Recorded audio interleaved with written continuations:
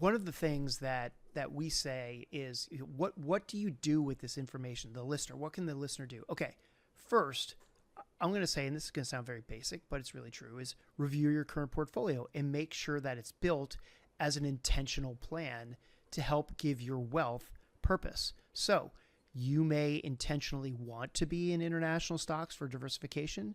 You may want to intentionally be in international stocks from an asset allocation perspective. You may intentionally not want to be in international stocks. You may intentionally want to only be in the Mag 7. Whatever it is, make sure that your portfolio is built as an intentional plan, and that's going to give your wealth purpose. So one of the biggest problems that we see investors encounter is creating a portfolio to focus on more, I'm using my air quotes for people who are listening, as a strategy. And more is not a strategy because it's just not measurable. And it eventually causes problems like, turnover, and turnover causes taxes, and it causes problems with FOMO and things like that. So make sure that you are making intentional decisions about your portfolio. And again, you may intentionally be including them or not including them. And that's up to you and the advice that you're getting and the portfolio strategy that you're putting together. So what that means is that your investment strategy should be intentional, and that can only happen if you're living your life intentionally.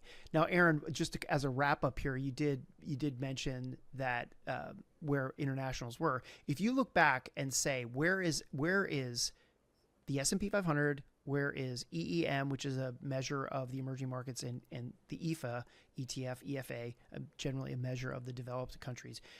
EEM is still 12.3, 12.4% off of its all-time high, and the developed markets are doing much better than that. They're only down about 60 basis points off their all-time high. So there are some things going on with relative strength in there, but in there, one aspect of international is doing better than the other, which was really interesting to me. So anyway, from there, I would recommend that investors make sure that you know what you own and why you own it. So if you own international, why? Or if you don't own international, why?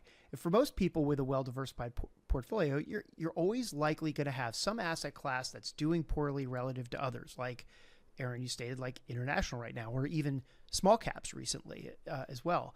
But that also means that you don't need to worry about owning them and when the tide changes. So if you own them from an asset allocation perspective and you're okay holding some things that are underperforming others, you don't have to worry about owning them when the tide changes.